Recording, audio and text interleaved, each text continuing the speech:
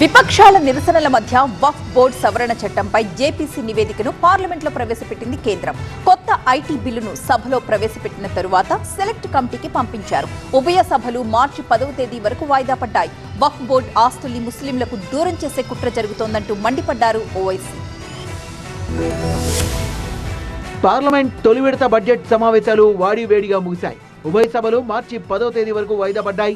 విపక్ష ఎంపీల తీవ్ర నిరసనల మధ్య వక్ఫ్ బోర్డు సవరణ చట్టంపై జేపీసీ నివేదికను పార్లమెంట్లో ప్రవేశపెట్టింది కేంద్రం. జేపీసీ చైర్మన్ జగదాంబికా పాల్ నివేదికను లోక్సభలో ప్రవేశపెట్టారు. నివేదిక ప్రవేశపెట్టగానే విపక్షాలు తీవ్ర అభ్యంతరం వ్యక్తం చేశాయి. బిల్లుతో వక్ఫ్ బోర్డు ఆస్తుల్ని లాక్కునే కుట్ర జరుగుతోందని విపక్ష ఎంపీలు ఆరోపించారు. తమ అభిప్రాయాల్ని పరిగణనలోకి తీసుకోకుండానే నివేదికను తయారు చేశారని ఆరోపించారు.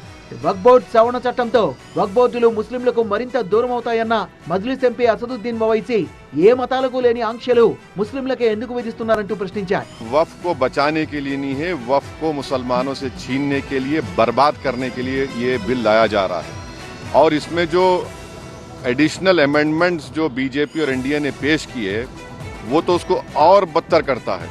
आप बताइए कि कैसे मुस्लिम वक्फ प्रॉपर्टीज में नॉन मुस्लिम को मेंबर रखा जाएगा, कैसे आप कलेक्टर नबाब ऑफिसर्स को पावर देंगे, कैसे कलेक्टर डिसाइड करेगा कोई वक्फ प्रॉपर्टी है या नहीं, कैसे आप ईवाईक्यू प्रॉपर्टीज को का सेक्शन खत्म कर रहे हैं, कैसे आप लिमिटेशन एक्ट को अप्लाई कर रहे हैं जो हिंदू धर्म के प्रॉपर्टीज के ऊपर सिख धर्म के और क्रिश्चियन धर्म पर अप्लाई नहीं होता है। రాజ్యసభలో కూడా విపక్షాల తీవ్ర నిరసనల మధ్య జేపీసీ నివేదికను సభలో ప్రవేశపెట్టారు. కేంద్రం తీరును నిరసిస్తూ విపక్ష ఎంపీలు సభలోంచి వాకౌట్ చేశారు. ప్రతిపక్షాల తీరుపై రాజ్యసభ చైర్మన్ జగదీప్ ధన్ఖడ్ తీవ్ర అసహనం వ్యక్తం చేశారు. మరోవైపు కొత్త ఐటీ బిల్లును లోక్సభలో ప్రవేశపెట్టారు ఆర్థిక మంత్రి నిర్మలా సీతారామన్. బిల్లును సెలెక్ట్ కమిటీకి పంపించారు.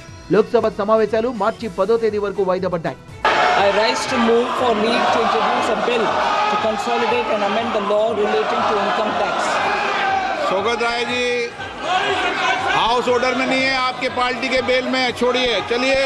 బడ్జెట్ పై రాజ్యసభలో సమాధానం ఇచ్చారు ఆర్థిక మంత్రి నిర్మలా సీతారామన్. విపక్షాలు అధికారంలో ఉన్న రాష్ట్రాలపై కేంద్రం వివక్ష చూపిస్తోందని ఆరోపిస్తూ కాంగ్రెస్ ఎంపీలు సభలోంచి వాకౌట్ చేశారు.